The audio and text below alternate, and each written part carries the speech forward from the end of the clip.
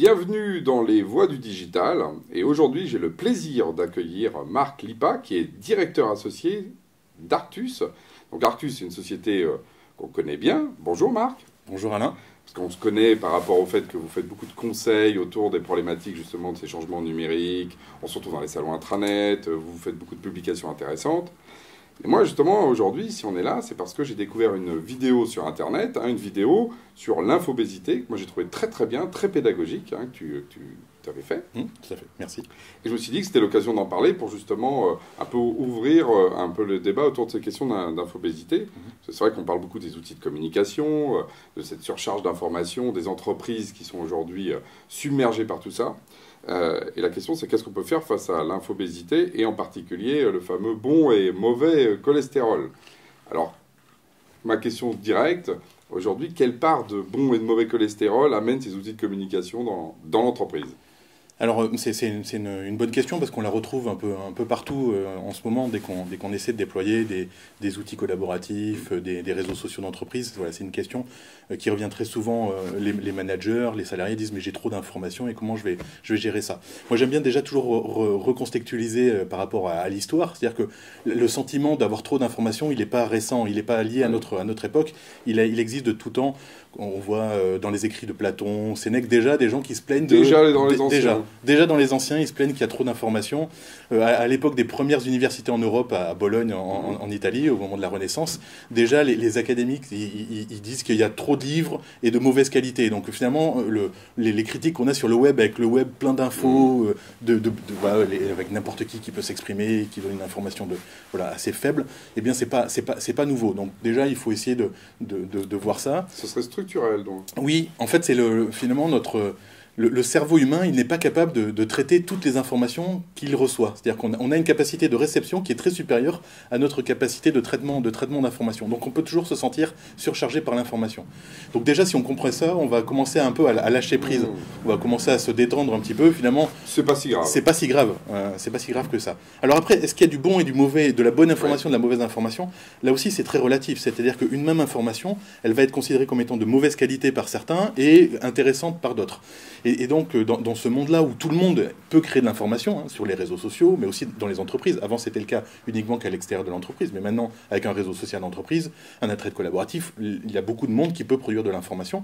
Eh bien, c'est à chacun de définir, finalement, ce qu'il considère comme étant important, intéressant. Donc, il n'y a pas de bon et de mauvais cholestérol. En soi, voilà. Pour soi, exactement. De la bonne information ou pas. Et la question, c'est ensuite plutôt de savoir laquelle prendre. Alors, du coup, comment est-ce que, justement, en tant qu'individu, on peut détecter quel est le bon cholestérol pour soi et pour pas tomber dans l'infobésité? Alors c'est là où il va y avoir un travail individuel qui va être fait et aussi parfois un travail collectif. Mais le travail individuel, c'est déjà d'avoir conscience de ça et de commencer à réfléchir sur, moi, dans mon travail, quelles sont les informations importantes, voire nécessaires, quelles sont celles qui sont utiles mais pas obligatoires et quelles sont celles qui sont moins importantes. Est-ce que tu as l'impression que les gens font ce travail-là? Mais très peu encore, très peu.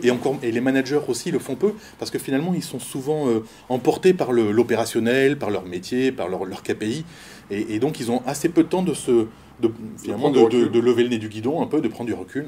C'est notre façon de le dire. Pour réfléchir à ça. Et on voit que dans notre monde, avec cette masse d'informations, c'est pourtant un travail qui est nécessaire. Et les managers devraient être les premiers à essayer de réfléchir à cette pratique. Est-ce que ça fait partie de ces choses que vous faites à Arctus? Est-ce que tu as des cas particuliers où tu as pu justement peut-être un peu aider ces gens-là à y voir plus clair? Oui, tout à fait. Alors c'est là où c'est le paradoxe, c'est-à-dire qu'on parle de digital et en fait on traite beaucoup d'humains en fait. C'est-à-dire que c'est d'abord la façon dont les gens vivent. Alors ils vivent cette surcharge avec le numérique ou sans le numérique, finalement, chez eux ou dans l'entreprise. Et donc, on va leur apprendre déjà à changer leur regard sur l'information et petit à petit à adopter des pratiques différentes. Typiquement, un exemple classique. Je vais prendre le mien parce que c'est toujours le plus facile. Moi, depuis que on a mis en place des outils de type réseau social d'entreprise, eh bien, j'ai diminué de 50% mes mails. Alors, voilà, c'est la réalité. Pourtant, je suis directeur associé. associés, je pilote des missions. Donc en moyenne, j'ai une dizaine de projets en parallèle. Là, je suis avec toi, Alain, aujourd'hui, et les projets, ils continuent sans moi. C'est-à-dire mes consultants, ils continuent à travailler, mais ils m'envoient pas d'email. Ils viennent poster dans des groupes de réseau social, dans chaque groupe, un groupe pour chaque projet. Et bien, ils viennent me dire ce qui se passe d'intéressant ou de risqué. J'ai structuré, voilà. Avoir un flux qui était justement qui était mélangé dans ma boîte mail. Ben là, j'ai finalement un groupe pour chaque projet, et quand je vais sortir de notre entretien, je vais prendre mon smartphone et je vais regarder ce qui s'y passe. De deux choses l'une, soit il s'est passé des choses difficiles, où un de mes consultants il a besoin d'aide, où il y a un problème politique, voilà, ou contractuel, typiquement qui n'est pas de son ressort, et là je vais pouvoir intervenir, mais la majorité du temps, ils sont très compétents, très autonomes. C'est ça, tu vois. Et donc ça se passe bien, et moi je vais plutôt être rassuré, et je vais pouvoir faire autre chose, parce que voilà, ça se passe sans moi. L'autre intérêt, c'est que je ne suis pas le collecteur unique. C'est-à-dire, dans une organisation hiérarchique traditionnelle, tout passe par le chef de projet, le manager qui redispatche l'information. J'interviens beaucoup dans des grandes entreprises type EDF, SNCF, où on a la cascade d'informations. Et chaque niveau vient... Mais finalement, moi, j'ai plus besoin de ça, parce que finalement, mon collègue Thomas, par exemple, il a fini de produire un livrable. Eh bien, ma collègue Marie, elle va reprendre ça, elle ne va pas attendre que moi, je lui dise, alors Marie, c'est à toi de faire. On fait une réunion de validation. Exactement, ou moi, je lui dis, mais Marie, elle sait tout de suite que c'est à elle de jouer. Est-ce que tu penses que, parce que là tu me parles pour moi d'agilité pour le coup, oui. Est-ce que d'agilité et hiérarchie et outils, est-ce qu'on est obligé d'avoir ce triptyque en même temps, ou est-ce qu'on peut être agile sans les outils, ou est-ce que les outils rendent plus agile? Alors l'idéal c'est de faire évoluer trois choses en même temps, c'est-à-dire évoluer les outils, le management. Finalement, on voit que moi, ma façon de manager, et j'ai un certain lâcher-prise par rapport à l'information. Je ne veux pas être le seul dépositaire de l'information. Je sens que ça t'angoisse pas du tout. Ah non, pas du tout. Au contraire, même, ça m'a plutôt libéré du temps pour faire des choses qui sont, de mon point de vue, à plus de valeur ajoutée pour moi. Et les usages. Donc, les outils, le management et les usages. Et c'est un triptyque. Alors, l'idéal, c'est de faire évoluer les trois en même temps. On n'a pas toujours le cas. Parfois, on n'a pas l'outil et on essaie de faire évoluer les usages, ou on fait évoluer le management. Voilà. L'idéal, c'est un peu comme une marche. On va faire avancer les outils en même temps que ces usages. Il ne faut pas avoir peur de bouger un par rapport aux autres. Non, voilà, il faut toujours... De toute façon, la marche, c'est dynamique, donc c'est une succession de positions instables. Et donc oui, je vais apporter un outil qui va être plus performant que mes usages, et après, ça va m'inciter à faire évoluer mes usages, et peut-être que je vais avoir envie de fonctionnalités que l'outil n'apporte pas, et donc j'ai à mon tour challenger l'outil. Voilà, une dynamique. Mais c'est là où il faut beaucoup de bienveillance aussi, hein. C'est-à-dire qu'il faut voir ça comme un progrès de petits pas. Et c'est en ça qu'un accompagnement, c'est comme ça qu'à Arctus, on voit l'accompagnement, c'est-à-dire qu'il y a une vision globale de la transformation dans son ensemble, mais après, c'est changer des habitudes très quotidiennes. C'est ce que j'appelle souvent des règles de vie. Et c'est là où on va traiter l'infobésité, c'est-à-dire aussi collectivement. C'est-à-dire, ensemble, on va se donner des règles, et on va dire, mais là, on ne s'envoie plus d'emails, voilà, on va utiliser un autre outil ou une autre façon de faire, et donc c'est collectif, c'est pas juste moi, ma façon de traiter l'info, c'est ensemble, on va changer les flux d'informations. Et ça peut se faire que petit à petit, en le vivant, et en le vivant pas comme étant une brutalité, mais comme une opportunité. Comme une opportunité d'être plus performant. Je reviens sur les outils, parce que moi j'ai une question pour toi, parce qu'on parle, vous êtes connu Arctus aussi pour la dimension intranet, qui est vraiment votre cœur cible, et là maintenant on parle de Digital Workplace. Alors, le Digital Workplace, c'est quoi? Est-ce que c'est vrai? Est-ce que c'est faux? Est-ce que c'est un concept? À quoi ça correspond pour toi dans la dynamique que tu vois? Alors, pour moi, c'est comme souvent dans le monde de l'édition de logiciels, c'est un nouveau concept qui arrive. Les éditeurs, ils ont besoin de nouveaux concepts. C'est-à-dire, c'est un peu finalement comme les gens qui nous vendent des barils de lessive. Comme les philosophes, parce qu'on dit que les philosophes sont des créateurs de concepts. Alors, ils créent des concepts, mais finalement, pour le concept, sans doute la philosophie, ou pour peut-être, parfois, quand on est dans l'éthique, pour essayer d'être plus heureux. Là, pour les éditeurs ou les consultants d'ailleurs, créer des concepts, c'est pour mieux vendre, c'est pour vendre des produits. Parfois, c'est le packaging qui change, mais ce qui est à l'intérieur ne change pas. Les barils de lessive, c'est exactement ça. On peut nous faire de nouvelles publicités. En fait, si on regarde à l'intérieur la formule, elle évolue peu, et entre les différentes marques, c'est la même. Donc pour moi, d'abord, c'est un concept marketing, et il faut l'appréhender comme tel. C'est-à-dire, voilà, c'est des modes. Sans doute que dans 6 mois, un nouveau concept va arriver. Après, qu'est-ce que ce concept, il est aussi intéressant parce qu'il nous indique des choses qui ont du sens. Donc il faut parfois dépasser le concept. Le premier élément, c'est que moi, il me fait penser au concept de portail qui existe depuis au moins qui est un vieux concept, au moins 15 ans, voire quasiment 20 ans même pour les premiers. Et finalement, le portail, il part d'une chose, c'est qu'il y a des enjeux dans les différentes fonctions de l'entreprise qui sont différents. Par exemple, une communication corporate, une direction de la communication corporate, elle veut que l'ensemble des salariés soient au contact des grands messages de l'entreprise. La stratégie, les valeurs communes, les grands projets, les grandes ambitions. Et donc, elle veut que tout le monde rentre dans un intranet. Voilà. Alors, après, il pourrait y avoir dans la Digital Workplace un bout pour la communication corporate. Les métiers, eux, ils veulent que leurs salariés, ils accèdent directement à leurs applications métiers pour être performants. Et ils ont raison aussi. La com a raison, c'est une productivité. Et donc, on a mis en place des portails métiers. Et puis, on veut aussi collaborer. On veut que les gens ils soient innovants. Pour être innovants, il faut qu'ils soient en relation. Et là, il faut que ce soit transversal. Mais on veut que les gens accèdent rapidement à ces modalités d'échange transverse.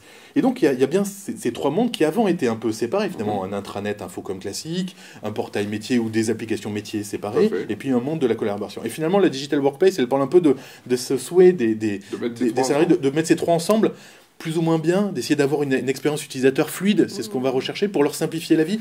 Et ça, de mon point de vue, on peut pas aller contre, c'est vraiment une aspiration commune de dire, moi, dans ma vie professionnelle, bah oui, des fois j'ai besoin d'informations descendantes, des fois j'ai besoin d'agir en passant des transactions, et puis des fois j'ai besoin d'échanger, de discuter. On en revient justement à la capacité individuelle de peut-être fabriquer ce digital workplace. Exactement, alors c'est là où on revient finalement sur aussi des concepts qui sont anciens, finalement, d'un portail un peu sur mesure, avec des bouts qui seraient un peu imposés par l'entreprise. Ben oui, on a des droits et des devoirs, et une entreprise, c'est un corps social avec ses règles, et si on veut pas ces règles, eh bien on devient indépendant ou on fait autre chose. Mais à partir du moment où on est dans une entreprise, et plus l'entreprise est grande, plus elle aura des règles et des structures fortes, on doit les accepter, et donc avec des bouts de communication corporate, et en même temps pouvoir avoir des endroits où on va pouvoir paramétrer ces zones, alors des widgets, des portlets, à la limite, peu importe comment ça se fait, mais des zones où je vais avoir mes applications métiers, et puis mes communautés, mes endroits où je vais discuter, je vais échanger. C'est comme ça que tu vois, alors justement, pour conclure cet entretien, qui est vraiment un sujet inépuisable. Oui.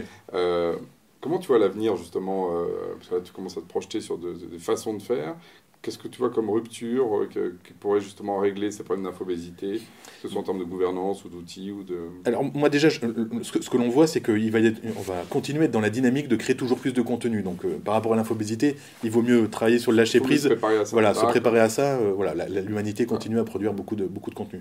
Au niveau du numérique, si on rentre un peu plus et dans l'entreprise, moi le concept que je trouve intéressant en ce moment, c'est le concept d'identité numérique. C'est-à-dire que chaque salarié a une identité physique, celle-là on la connaît assez bien, et donc il va avoir à se créer une identité numérique, c'est-à-dire une sorte de double numérique qui va pouvoir agir. Et tant que les entreprises n'auront pas créé un double numérique aussi puissant que la personne physique, on n'arrivera pas à développer toute la performance et tout ce qu'on peut en attendre. Et donc la Digital Workplace, elle va s'appuyer sur une sorte d'identité numérique fédérée qui va permettre après d'accéder finalement à un ensemble de services de façon vraiment beaucoup plus libre, beaucoup plus facile. Ça recoupe un peu au début on parlait de SSO, ce qui était le premier, voilà, je veux pouvoir me connecter, mais finalement on va plus loin avec une identité numérique, et je pense que c'est vers ça que les éditeurs vont devoir aller, c'est-à-dire comment je vais réussir à matérialiser de façon la plus à la fois performante et puis peu traumatisante, c'est-à-dire que les gens ils puissent se couler dans cette identité numérique de façon fluide, voilà, de façon naturelle, pour que ça devienne finalement une deuxième nature, mais pas une deuxième nature, ou la même nature, mais dans le monde numérique. Voilà, c'est exactement ça, c'est-à-dire qu'il n'y ait pas une dichotomie, une schizophrénie en fait, parce qu'en ce moment c'est un petit peu ça, c'est-à-dire qu'on a des managers qui sont très forts dans le monde physique et très faibles dans le numérique, et finalement voilà, qu'il n'y ait pas cette schizophrénie, et que ce soit vraiment deux existences à la fois distinctes, disjointes et en même temps unifiées. Merci Marc. Et je me dis qu'effectivement cette idée d'identité numérique pourrait bien faire l'objet d'une prochaine émission, parce que c'est vraiment un concept que je trouve très très fort. Je te remercie encore. Vive le digital. Bonne journée.